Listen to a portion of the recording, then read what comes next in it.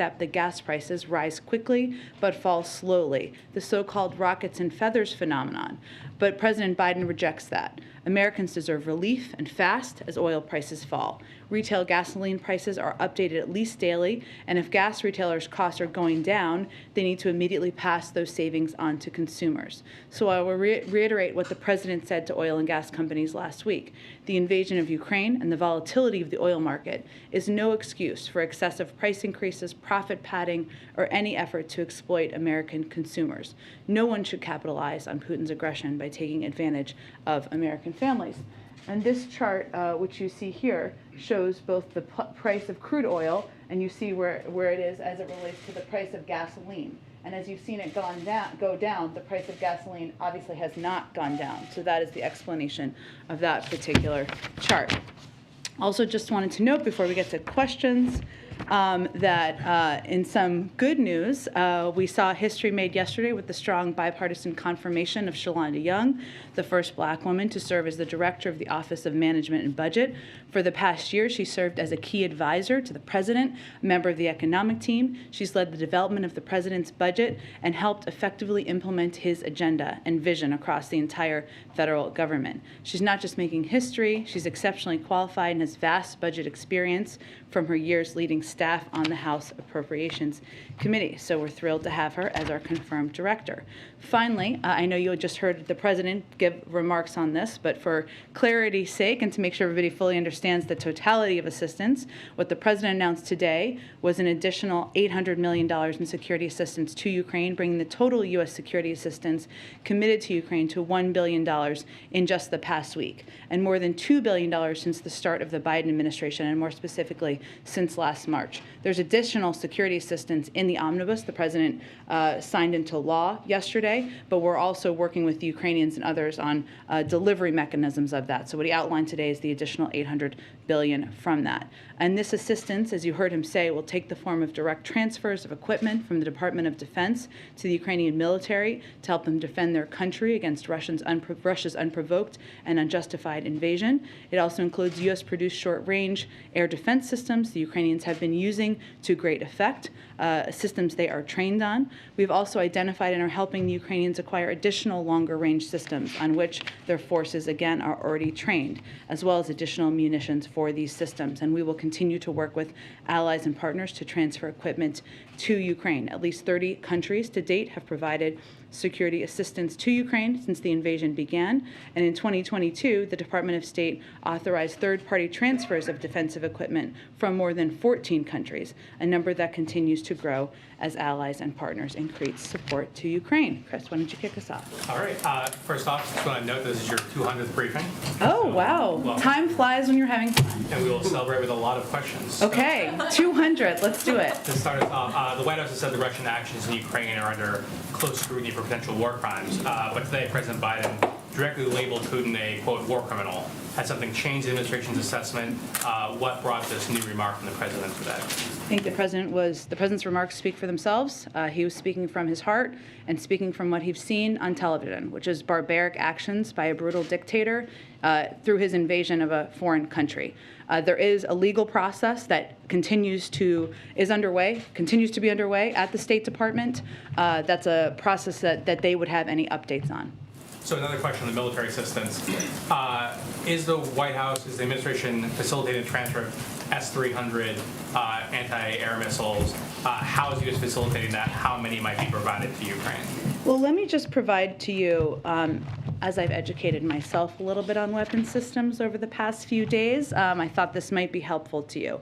So S-300s are anti-aircraft systems. We are providing Stingers, are also anti-aircraft systems.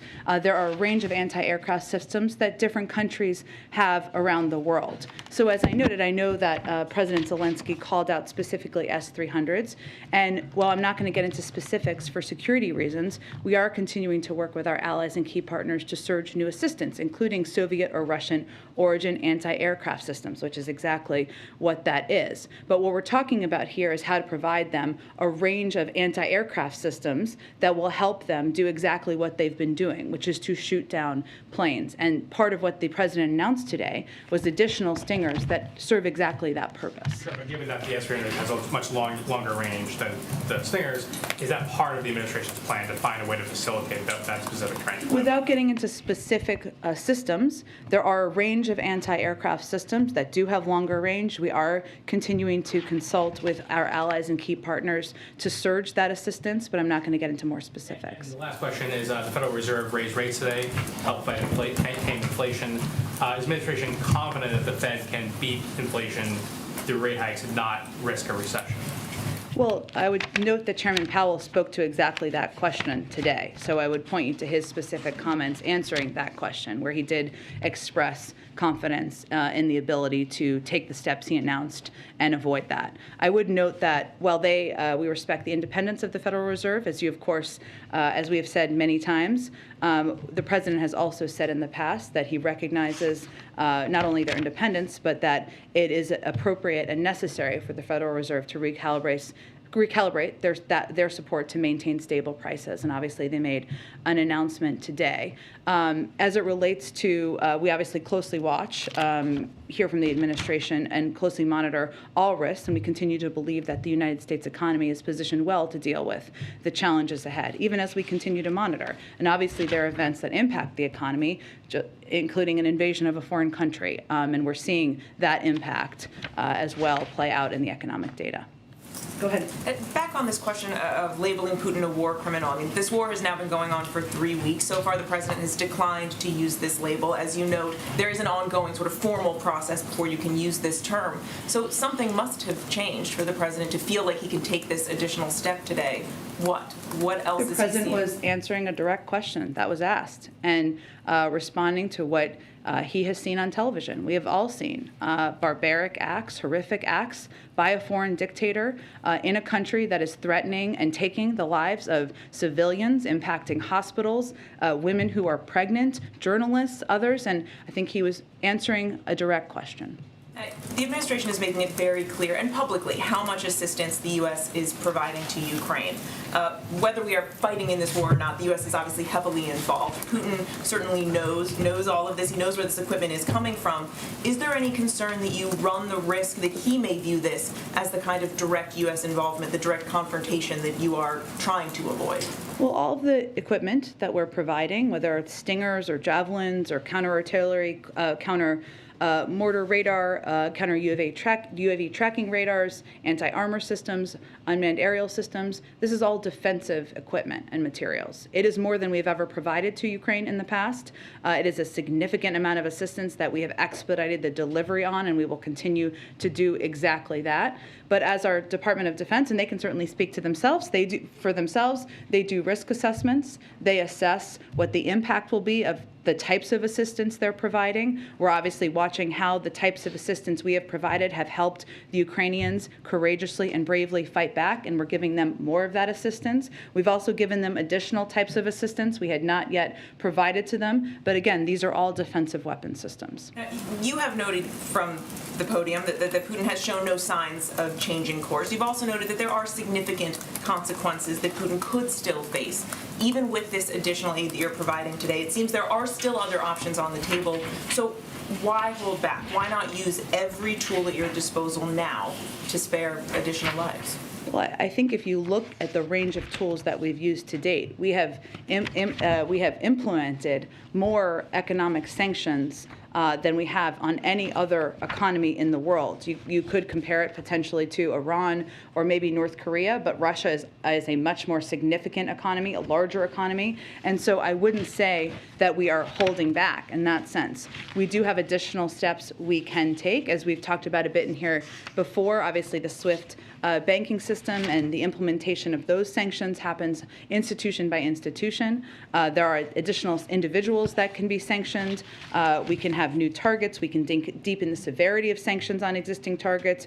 We can further eject Russia from the international economic order. We can further deny Russia the capacity to modernize and diversify its economy, like we have with the export controls and the cutting off of access to a lot of technology. And we can further expose and hold to account count the kleptocracy. These are additional actions we have, additional options we have, and we can take them, and that is a decision that we would make through a discussion internally. But what are you waiting for?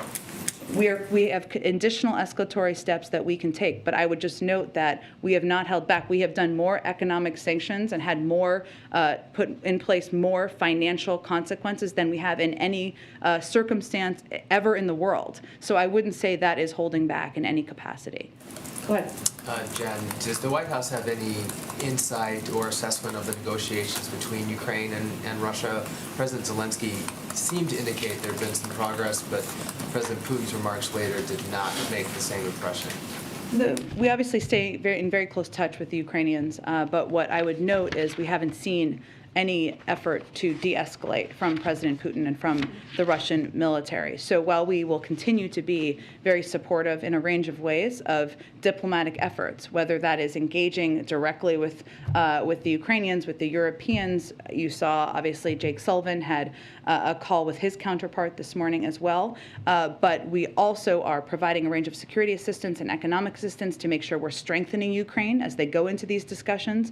But it's hard to have negotiations that are going to be effective if one party is continuing to escalate. President Zelensky, in his remarks to Congress today, again made his request for a no-fly zone. He no doubt is aware of President Biden's position on that. Is there any scenario in which President Biden would change his mind? Well, first let me say that the president watched the speech. I know some of you asked this, so let me just do this now. He watched the speech from his residence in his private library. As you heard him say, he thought that President Zelensky was passionate, was powerful, and certainly he watched the totality of it. We are in very close touch with the Ukrainians. Nothing that he asked for or said today was a surprise in that sense. And if we were President Zelensky, we would be asking for everything possible as well and continuing to ask for it because he is watching his country and his people be attacked and brutalized by President Putin and the Russian military. But how President Biden makes decisions is through the prism of our own national security. And as we've said before, a no-fly zone would require implementation. It would require us potentially shooting down Russian planes, NATO shooting down Russian planes, and we are not interested in getting into World War III. Just lastly, does the White House view Russia being ready to go back and allow the Iran nuclear deal to move forward? Well, we can't blissfully speak for Russia. I'm sanctioned. They especially wouldn't let me speak for them, I guess, now. I don't know if it's changed. But I would say that Russia does not want Iran to acquire a nuclear weapon. We don't either. While we have a range of strong disagreements with them, we can't speak for their intentions here. Certainly, we believe it's in both of our interests for this to move forward. Go ahead. Jen, does the president believe that it would be important for President Zelensky to be at the NATO summit next week as long as it is safe for him to do so? I have not discussed that exactly with the president, but the president's going there to meet with NATO partners and allies. Obviously, President Zelensky is, his country is in the middle of a war, so I have not talked to him about that specifically. And wanted to ask you about Jake Sullivan speaking with his Russian counterpart. The Russian readout said that this happened at the U.S.'s initiative, and the NSC's readout said that if Russia is serious about diplomacy, then Moscow should stop attacking Ukraine.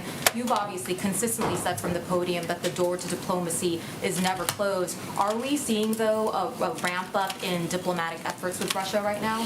Well, this is the most senior conversation between the U.S. and Russian officials since Secretary Blinken last spoke with Foreign Minister Lavrov. I would note that we have maintained direct and indirect contact with the Russians through our embassy and officials there, including through Ambassador Sullivan, and we also have a military deconfliction channel. But we requested this call to clearly lay out our commitment to continuing to impose costs on Russia if they do not stop attacking Ukrainian cities and towns, and to warn them about the consequences and implications of Russia potentially using chemical or biological weapons in Ukraine. So it's important to convey those consequences directly, and this is an opportunity to do that. Just one final question on a different topic. The administration has marked the one-year anniversary of the Atlanta spa shootings and spoken about some of the actions that the federal government has tried to take. as you know, this week, an Asian woman in New York, a 67-year-old woman, was hit more than 125 times, was stomped on, was called a racial slur. Obviously, that video is very sickening to watch. Do you know whether the president has seen that video? And just what would the president's message be to anyone in the Asian American community who feels like, well, the actions that the government is taking are not enough to stop these attacks, and they say that they feel afraid?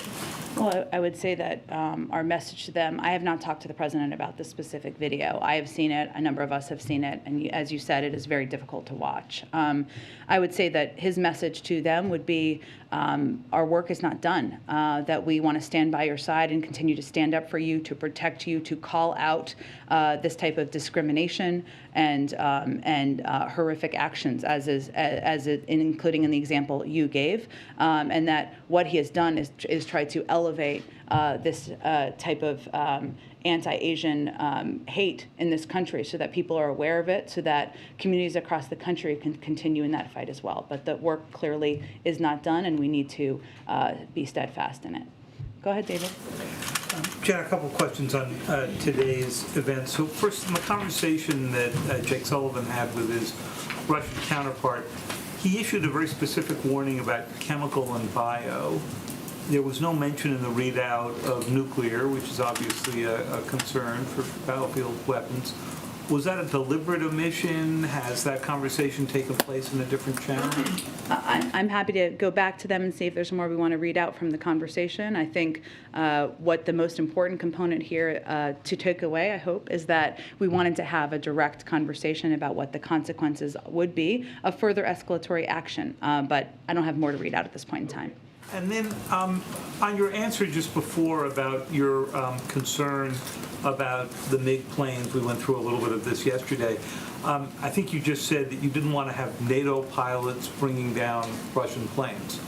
But under the administration's policy of moving out this long-range anti-aircraft, it's okay to have NATO equipment bringing down Russian planes as long as it's launched by a Ukrainian. Am I understanding the policy right? Well, I think you've heard us talk a fair amount about the planes from Poland. And again, Poland is a sovereign country, so they can make decisions on their own. What we have done is done an assessment of our role and the U.S. role and what our view would be of NATO, of these planes taking off from NATO airspace. Again, I would note that the equipment that we've provided is defensive, as you know, not offensive, and we see that as being a difference. We're also looking at... But the planes can be used for an offensive purpose and the anti-missile systems cannot. Correct. Also, I would note that what our Department of Defense officials also assessed is what's most effective.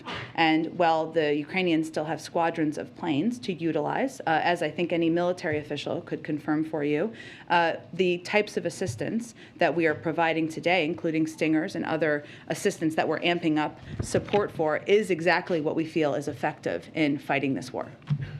Go ahead. Thanks, Jen. Today, in Putin's speech, he implied that there's going to be even greater crackdowns on civil liberties inside of Russia. Is there anything that you all believe that you can do in terms of sanctions or supporting the opposition there that you all are not already taking? Well, we look at all of the actions that President Putin does, and we assess what responses we may have. I have nothing to predict at this point in time, but obviously as he has taken actions, we have taken actions in response. Specifically on the case of Alexei Navalny, prosecutors there just said that they want to sentence him for a 13-year prison sentence. Does the White House have a response to that? I think we've spoken a number of times in the past about the courage of Alexei Navalny, about the role he's played in being an outspoken advocate for freedoms in a country that has been void of them, and I would echo that response now. Go ahead. Thanks, Jen. Can you talk a little bit about what President Biden specifically hopes to accomplish in his trip next week beyond shoring up NATO allies? Well, that's a big part of it. That's a very important part, Ashley, shoring up NATO allies. Look, I think from the beginning, and even before this conflict began, we have viewed rebuilding alliances in the world as a key component of what the Biden administration and President Biden could specifically do on the global stage following his predecessor's actions. So what he'll be doing, while he's there, he's meeting with our NATO allies to coordinate our deterrence and defense. So they will obviously talk about where things are on the ground, coordinated responses, assistance we're providing.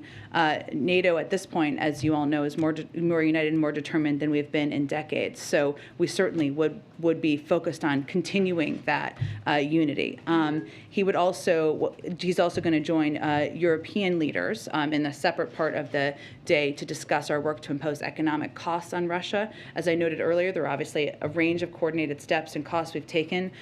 There's more that we could do. We have the capacity, the ability to do, and we want to continue to do as much of that in a coordinated fashion. We're also looking to continue to provide a range of humanitarian support, especially as we're seeing a surge of refugees continue to grow across the border, and discuss a range of ways we can address the challenges stemmed from Putin's war in a coordinated fashion. And on a slightly lighter note, does the administration have a position on the effort in Congress to make daylight savings time permanent? I have seen those reports. I was trying to think of a joke. I couldn't think of one. I don't have a specific, we are obviously coordinated and work closely with Congress on all legislation they consider, but I don't have a specific position from the administration at this point of time. Isn't more of a morning person or an afternoon? Because people are often divided in those ways, so I'm just curious. That is true. Now, to de-link it from the specific question, he is more of an evening person, but I don't know what analysis you'll provide, but I'll look forward to reading tomorrow. Go ahead. Thank you, Jen. Has President Biden spoken to President Zelensky today? Not since this morning. If he does and when he does, which I'm sure he will soon, we will provide that readout to all of you. Got it, thanks. Today, President Zelensky made a distinction between a humanitarian no-fly zone and a blanket no-fly zone. Does the administration view them as being different or the same thing? Well, there have been descriptions of both of those over the past couple of weeks, and sometimes a humanitarian, and I don't want to put words in his mouth, but a humanitarian no-fly zone can be specific geography or a portion of Western or parts of Ukraine, whereas a no-fly zone, sometimes people refer to it as the totality of the country. In our view, and the view of the military, there's not a difference in terms of the implementation and the escalatory impact. Thank you. And then today, the Vice President spoke with the President of Slovakia, which is one of 3 countries that can actually provide those S-300s. But the readout does not mention the missile system. So can you tell us whether the Vice President directly asked Slovakia to provide them to Ukraine? I can't get into more specifics other than to convey that we are having conversations with a range of allies about providing additional assistance, anti-aircraft assistance. And again, there are a range of systems, including some of the systems that we provided and we are going to be expediting delivery of to Ukraine from the United States. One more on the warplanes that Zelensky asked for today. I mean, you've made very clear that the U.S. Is opposed to doing that right now. I wonder if the U.S. is also discouraging other NATO allies from providing fighter jets, even if the U.S. would not have to serve as a middleman. If other countries can make their own sovereign decisions. And then one more on the Asian hate crimes, because you mentioned them at the top too. Do you know if the DOJ has concluded that there is not enough evidence to charge the shooter in Atlanta with a federal hate crime? I couldn't speak to that from here. You'd have to ask DOJ that question. And then more broadly, since the administration adopted new policies that are meant to make it easier to identify these crimes as hate crimes, can you point to any progress? Again, I'd point to the Department of Justice who are implementing. Thanks, Jen. Sure, go ahead, Jackie. Thank you, Jen. Just one more, and a lot of people have asked about the MiGs, but can you lay out for us why the administration sees MiGs as provocative and Javelins and Stingers as not provocative? Well, first, Javelins and Stingers are defensive weapons. MiGs or planes are offensive weapons, which are a different type of military system. I would say the other assessment that we've done, not through here, not through the White House, not through the President, from the Department of Defense, is to assess what is effective and what works in terms of fighting this war on the ground. And that is why we provided an additional $1 billion, $800 million announced today, but $1 billion this week of assistance, utilizing a number of the high-level military systems, Stingers, Javelins, counter-artillery, counter-mortar radar, anti-armor systems that we know have been effective and we know the Ukrainians are trained on.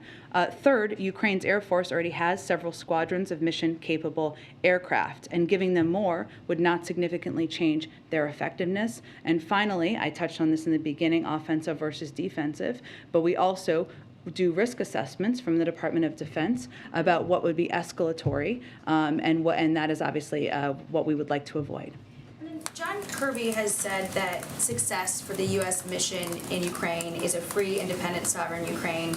We've also heard that the official mission is to prevent escalation beyond Ukraine. Which is it? Both are true. If we're not specific about what exactly the desired outcome is, how do we expect to be able to? Why could both not be true? A sovereign Ukraine and preventing them from expanding beyond. Okay. And then moving on to the nuclear deal. General McKenzie told the Armed Services Committee that from everything that he can see, the IRGC is a terrorist organization. Is the White House willing to delist the IRGC from the foreign terrorist organization list in order to get a deal with Iran? We're still in the negotiations, so I'm not going to speculate or outline from here what the final details look like. And these are likely the group responsible for firing missiles at U.S. facilities in Iraq. So as long as Americans aren't killed, are there no consequences for something like that, all in an effort to get a nuclear deal? Again, you're speculating on something that is not even finalized. The deal is not finalized. What I would note, and I would just go back to why we're negotiating this deal, and right now we're negotiating this deal because Iran's nuclear gains are threatening U.S. interests. There's urgency to taking steps to contain that, which is why we've been engaged so closely. And that is all the result of President Trump pulling out of the deal and Iran moving closer to having the capacity and acquiring a nuclear weapon and speeding up their breakout time. So we are here thanks to the actions of the last president and the last administration, and it is in our interest, it is in the global interest to prevent Iran from acquiring a nuclear weapon. Go ahead, Kristen. Thanks, Jen. How quickly can Ukraine expect to receive the list of military aid that President Biden laid out today? Well, we have expedited, as we've noted from here, about $300 million worth of military and security assistance over the last couple of weeks. We continue to have channels to deliver military assistance, and so we would continue to work to deliver it quickly. There have been military deliveries even in the last few days. So it has been rolling, and you're confident it will continue to be, including these new... We continue to have channels to do exactly that, yes. Okay. And the president said, going back to the long-range air defense systems, that he was working with allies to acquire them. Can you tell us where they are and what the expectation is in terms of the timeline for getting those systems to you? I can't outline where they are because we're going to keep those conversations private. I would note that a great deal of what we're doing is augmenting the type of effective military assistance that we're doing from the United States and working to prioritize equipment that they are trained on. But we are discussing with a range of partners. When we say Stinger or Javelins, those are brands. There are different kinds of similar assistance or other types of assistance that different allies have around the world. And I want to go back to the MiGs quickly and just be crystal clear about what you're saying, because when I asked the president about this earlier, he said he's not going to comment. He didn't say that it's not an option. So, well, we've spoken to it approximately 167 times. So maybe he, Well, here's 168. Go ahead. There's a growing number of Republicans and Democrats who are supporting the U.S. striking a deal with Poland to send the MiGs. You have Elise Stefanik earlier today saying Ukraine needs those MiGs. You have Scalise saying getting those MiGs in immediately is critical. There's a growing chorus of voices saying that now is the time. Has the president reconsidered his stance at all at this point? No, because our military makes assessments, which they put out that assessment last week, and I would just echo that one part of the assessment is based on what equipment is effective in fighting this war, anti-armor and air defense systems. They are effectively defending the country. That is what we have provided additional assistance on. Second, they have several squadrons of mission-capable aircraft. I don't think that's enough, Jen. You heard President that are Zelensky not being, Kristen, that are not being utilized. This is the assessment by our Defense Department. Third, They are also assessing that the transfer to Ukraine may be mistaken as escalatory. So this is how our Defense Department is assessing. They are assessing also that it would not significantly change the effectiveness of the Ukrainian Air Force. And these are the types of risk assessments we certainly understand. We share the passion, the anger, the horror at what we're seeing. And that is why we significantly increased the types of military assistance, the types of equipment that we know is effective, and our Defense Department is determined is effective in fighting this war. President Zelensky ended his speech today by saying, being the leader of the world means to be the leader of peace. Is President Biden satisfied that he's leading this leadership moment, given that we're now 3 weeks into this war?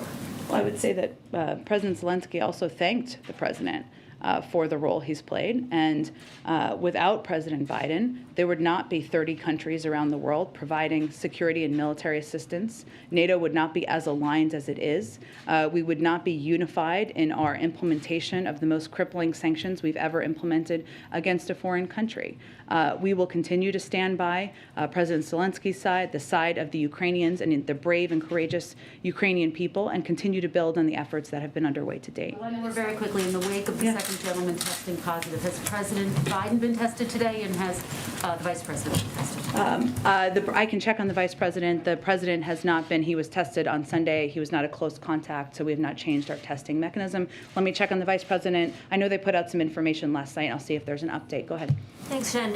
Can you confirm that Switchblade drones were part of the package? And if so, do you consider that still defensive? I don't have more details beyond what was in our fact sheet to confirm from here. Okay, and is the U.S. monitoring the hostage situation in Chernobyl, and did that come up in the call with Sullivan today? We are definitely closely monitoring that situation, and I can check and see if that was a topic of discussion during their call. Also, just lastly here, what does the administration make of the Russian proposal of Ukraine being a demilitarized Austrian, Swedish-type model? As a part of their 15-point discussion, look, our focus is on supporting the Ukrainians in their efforts. Obviously, pursuing diplomacy is something we will always support, but as President Putin and the Russian military continues to take escalatory steps on the ground and take military action against civilians and innocent people, we think that is the biggest place where we need to say change. Go ahead. I wanted to ask if you're in a position today to say anything more about the contours of the president's travel next week. What's after Brussels, if anything? I don't have anything more for you at this point in time. We're still finalizing any additional details. The fact that the second gentleman did test positive, does that raise concerns here about the state of the situation in the country with BA2 or any other variant that might be around? It does not from our health officials. Jen, back in the room. Can I ask I'll go back in a quickly, second. Go ahead. Sarah Bloom Raskin withdrew her nomination yesterday. I'm wondering if you can speak to that. In particular, will the president name a new nominee soon for that post? He certainly will nominate a new person to serve, to nominate to that post. It's been less than a day, so it may be a little bit more time. We are certainly disappointed. Sarah Bloom Raskin remains one of the most highly qualified people to ever be nominated to this position, but it's an important role, and he will nominate someone to fill the position. How those final sort of days played out on that? Was there an attempt to get bipartisan support, or was Senator Manchin's statement sort of seen as the decisive one? No, I would say, as I said from this podium, there was continued efforts to seek bipartisan support and continue to support her candidacy. And sorry, going back to the drones, is your position that the drones were assessed by the Defense Department to not be perceived as escalatory and to not be perceived as offensive weapons? Again, I don't have anything more to confirm beyond what was in the fact sheet and the specifics in there, but defensive weapons is what we have provided. Go ahead. Yeah, I'll go to the back in a second. The administration, including you yesterday, have raised very dire warnings about what will happen if this COVID money doesn't come through. President Biden held a bill signing yesterday, a very celebratory bill signing for a piece of legislation that was stripped out of, that funding was stripped out of.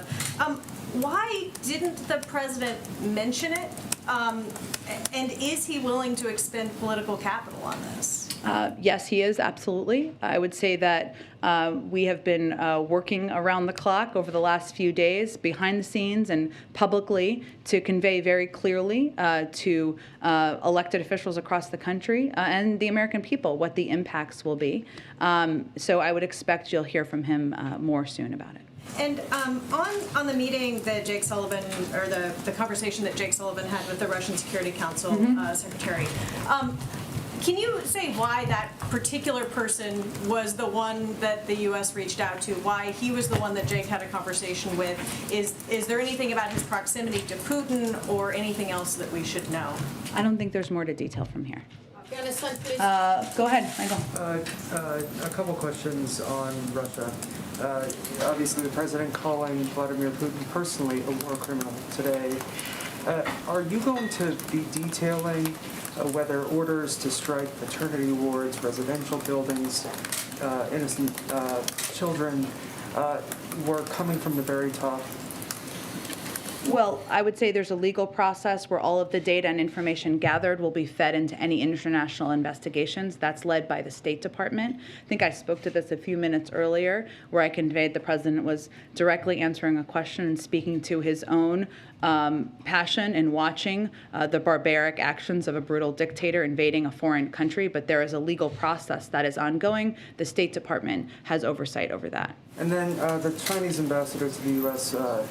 Published an op-ed in the Washington Post. He said that threats against Chinese entities and businesses are unacceptable and, quote, wielding the baton of sanctions at Chinese companies while seeking China's support and cooperation simply won't work. I'm wondering if you have a response to that.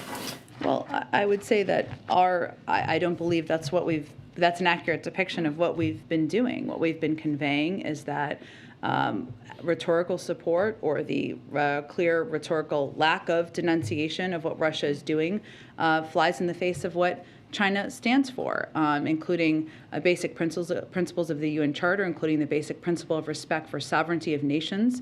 And that's just a statement of fact. Obviously, our objective and what we'll watch closely is, and I don't have an update on it from here, is any decision to provide additional support to Russia while they're invading a foreign country. Go ahead. Thank you.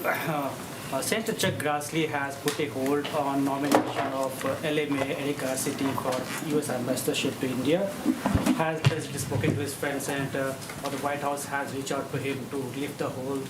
Or is the White House considering a new name for India? Is the absence of a U.S. ambassador to India having an impact on your bilateral relationship?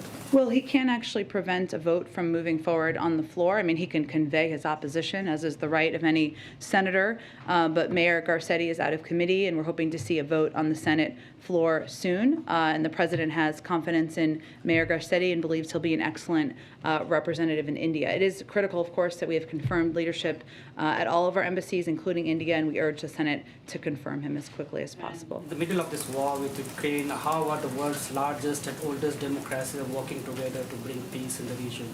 Well, I would say, as you know, we remain in touch through a range of channels from our national security team with leaders in India and continue to encourage leaders to work closely with us to stand up against President Putin's invasion of Ukraine. Go ahead. Thank you. The wheat supplies from both Russia and Ukraine have been disrupted and are forecast to be disrupted quite a bit going forward. Does the US see the danger, as some have been talking about a breakdown actually of food supplies to large parts of the world, maybe starting with Africa? Thank you. This is something we're watching very closely. I have a little bit of information on this, so let me see if I can find it. Let's see. And we are concerned about how the wheat supply could impact different parts of the world, less the United States and more other parts of the world. There are also impacts we could see in the United States, including fertilizer and the production of fertilizer. Ukraine is a large producer of fertilizer, so there are steps the Department of Agriculture has announced, and we are taking steps to work to address. But this is something, to go back to your original question, we are monitoring closely, and we are, of course, continuing to evaluate what types of humanitarian assistance we can provide to address. Just a quick one on another part of the world. Taiwan's foreign minister said just this week, might have been yesterday, that the US is about to announce more arms sales to Taiwan. Do you have anything on that? I don't have anything to predict, confirm, or read out on that. I'm happy to check with our Defense Department. Go ahead. Thanks, Jen. So the president's obviously sanctioned a lot of Russian oligarchs. I wonder about some of the laws, our laws, that enable this sort of international kleptocracy. Obviously, the president's been outspoken about his belief that America's tax code should be more fair, that should be enforced better.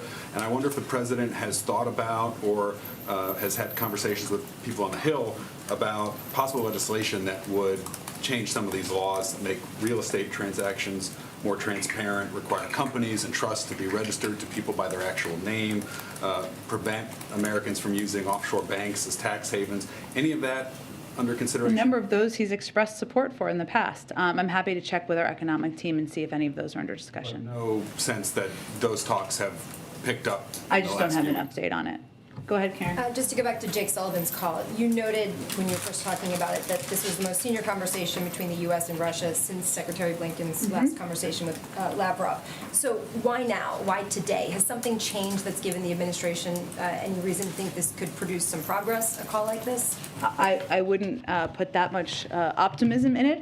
I would say that there have been ongoing direct and indirect conversations with the Russians. It's not that it stopped at any point. Those have happened through our ambassador, and it just felt like the appropriate time for our national security advisor to have a discussion and directly convey that there will be additional consequences should things proceed, including if there's a use of chemical weapons. I guess to ask you the inverse then, Yeah. would there be any increasing concerns that prompted that call today? I would say that, diplomatic conversations and talks, there isn't always a magic reason why they happen in a particular moment. And this was just felt like the appropriate time for us to engage at that level. Go ahead. I have to wrap up in a second here, but go ahead. Thank you, Jen. You put out a list of all of the military equipment included in that $800 million that's being provided to Ukraine. Among those items, let me read them to you, 100 grenade launchers, 5,000 rifles, 1,000 pistols, 400 machine guns, and 400 shotguns. Are you saying those items are not offensive weapons? They're weapons that help the Ukrainian people fight against an invasion by a foreign They country. can be used offensively, can they not? Again, they're weapons. What I'm talking about is weapons that can be used to The fight. answer is yes. I mean, although you don't want to say it, that answer to that question is yes. And so obviously you're trying to make this distinction between offensive. Well, what we're talking about, let me finish. Well, let me finish, Let me 'cause I'm finish. making my Let me point. finish my You made- answer. No, you weren't, no, I was finishing a point, and then you can respond to my Okay, answer. go ahead. All right, you're making this distinction between offensive and defensive weapons.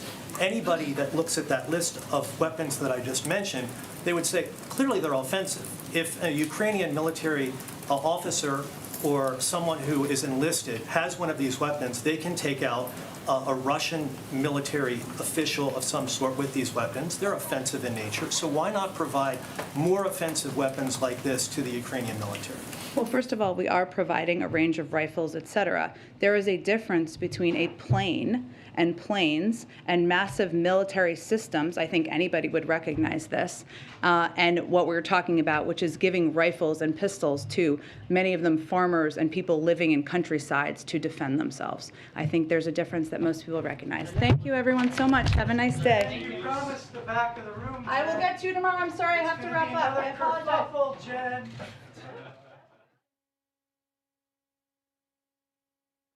When these Holocaust survivors are gone, who will warn us to never forget? When some people don't know.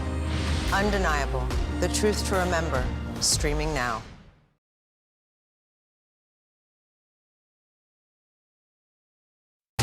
People from every corner of America facing challenges. Everyone is just looking for something